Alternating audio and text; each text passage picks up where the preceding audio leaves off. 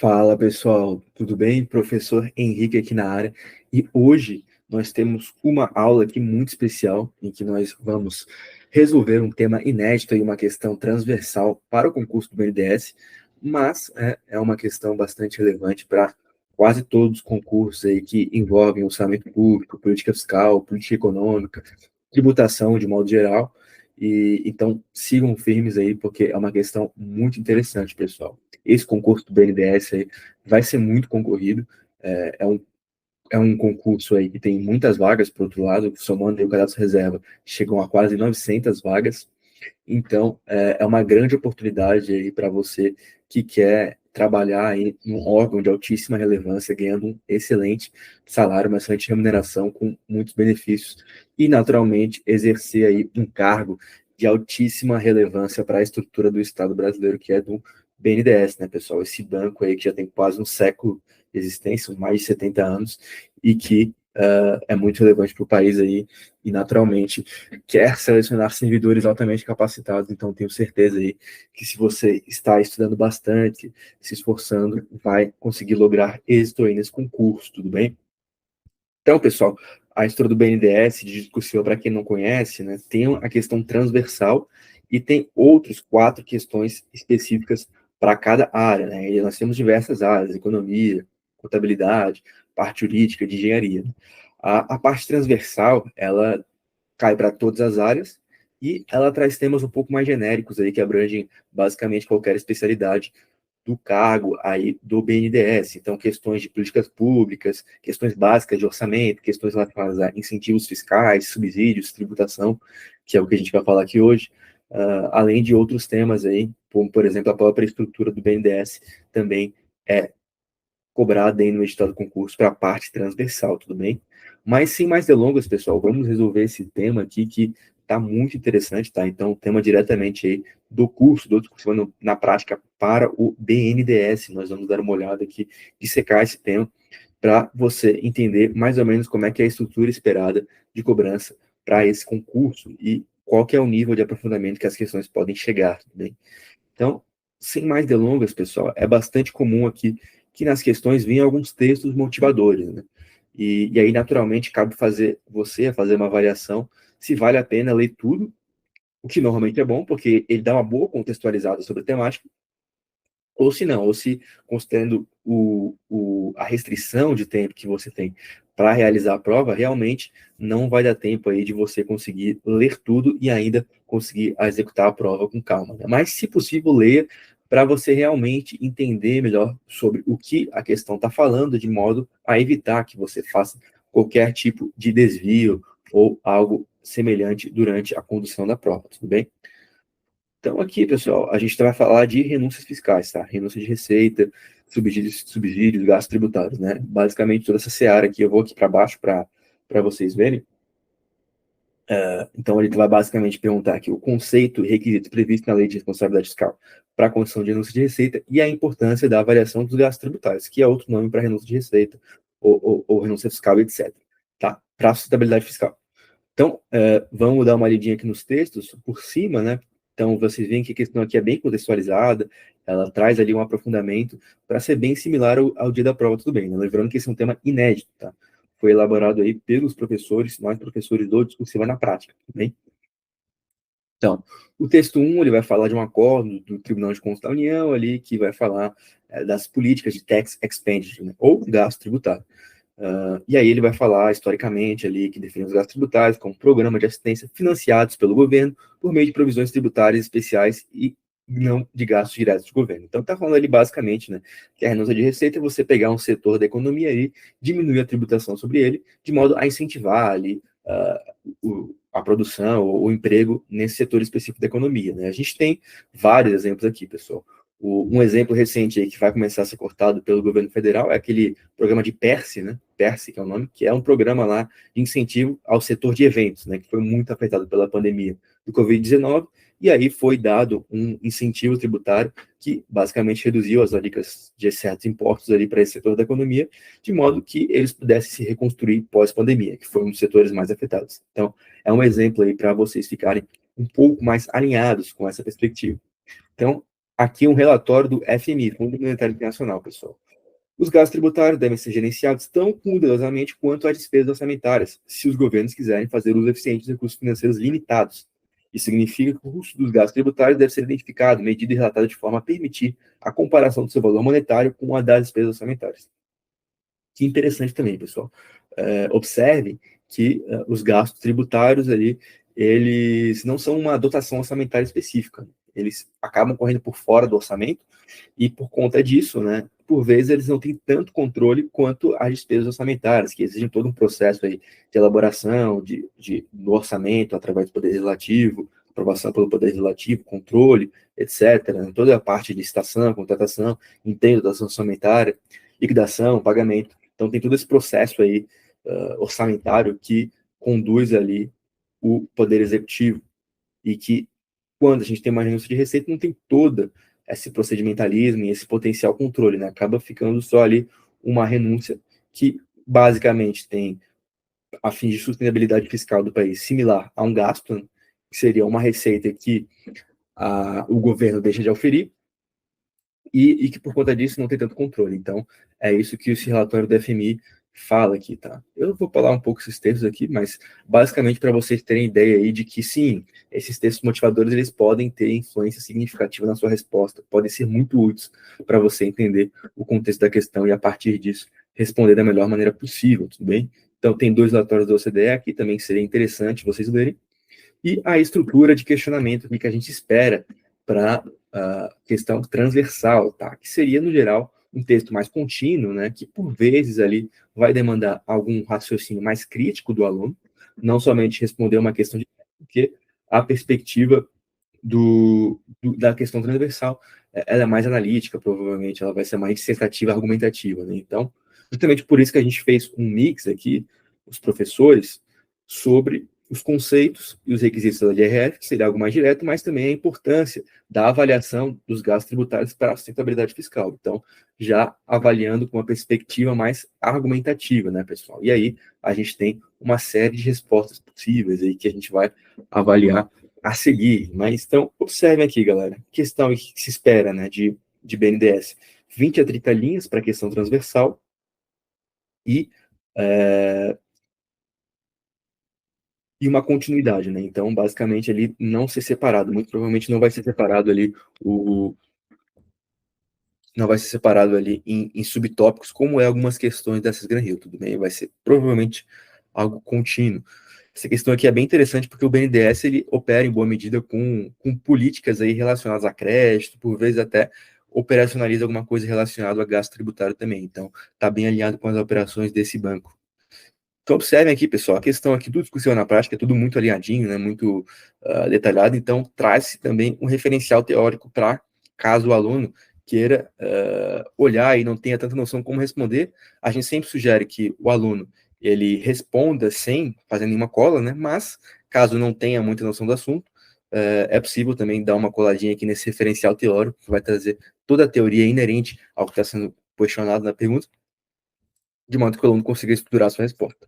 Então, galera, o conceito aqui da lei de responsabilidade fiscal e os requisitos, né? Então, ali no parágrafo primeiro vai ter mais a conceituação, né? Que vai falar que compreende anistia, remissão, subsídio, crédito presumido. Observem que é algo bem amplo aí a conceituação de renúncia de receita para os fins de lei de responsabilidade fiscal, tudo bem? E aí, nos itens anteriores, ele vai dar os requisitos para concessão previstos na LRF.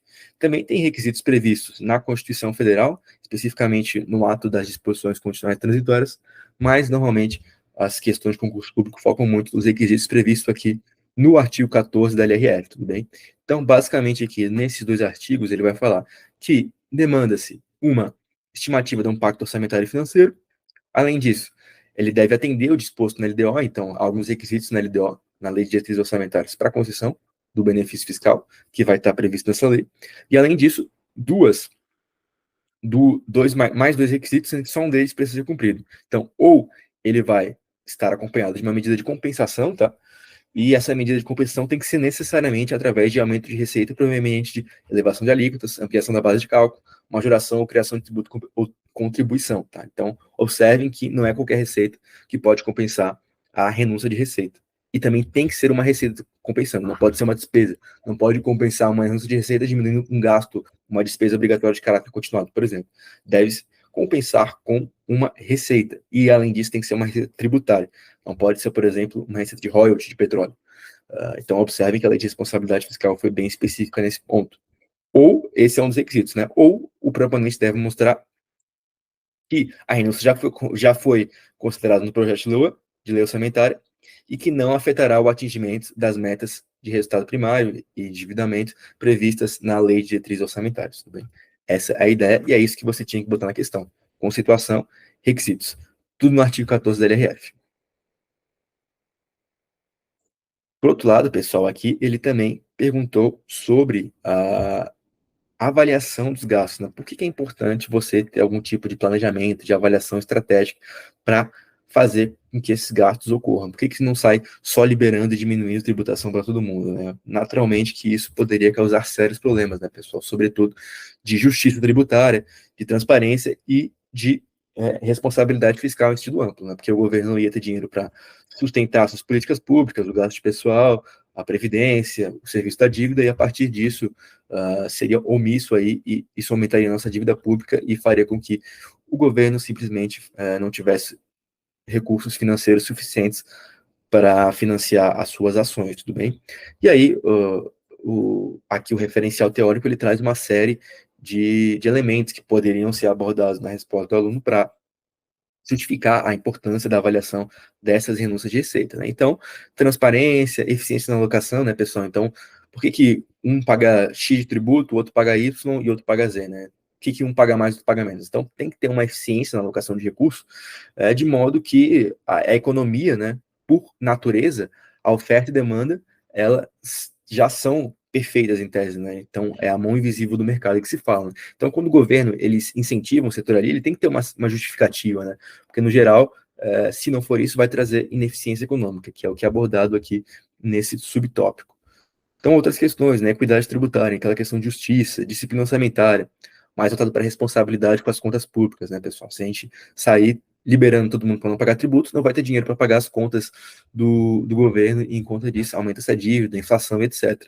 Análise de custo-benefício, né? Então, entender quais são os setores da economia que realmente precisam desse tipo de incentivo, adaptação a mudanças econômicas, prevenção de abusos, sustentabilidade fiscal a longo prazo. Então, há uma série de formas aqui de você justificar a necessidade de avaliação da, uh, das renúncias de receita, tá, pessoal? Então, não necessariamente aí X, Y, Z vai estar certo. Você pode argumentar da sua forma aí, e desde que esteja devidamente fundamentado, aí, com base em outras literaturas, com base em normas, é perfeitamente possível que sua resposta seja considerada correta, né? O que se espera é que o aluno realmente saiba argumentar dessa temática, de modo que receba uma boa nota do examinador, né? Então, avaliando aqui um ou dois desses tópicos, desde que bem fundamentados aqui, falando, argumentando, no sentido da necessidade de avaliação, no geral, o aluno tiraria nota máxima aqui, sem grandes dificuldades, mais uma vez, desde que tivesse calcado aí em argumentações sólidas, que já são sustentadas pela literatura, tudo bem?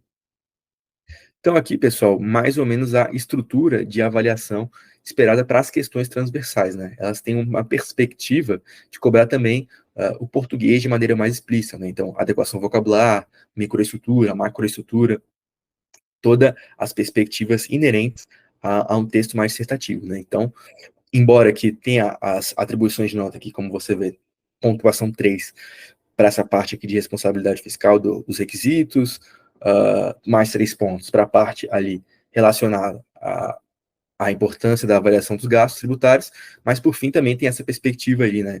Coesão, coerência, ou seja, como você estrutura seu texto, como você interconecta as ideias, como você faz o seu texto fazer sentido, né?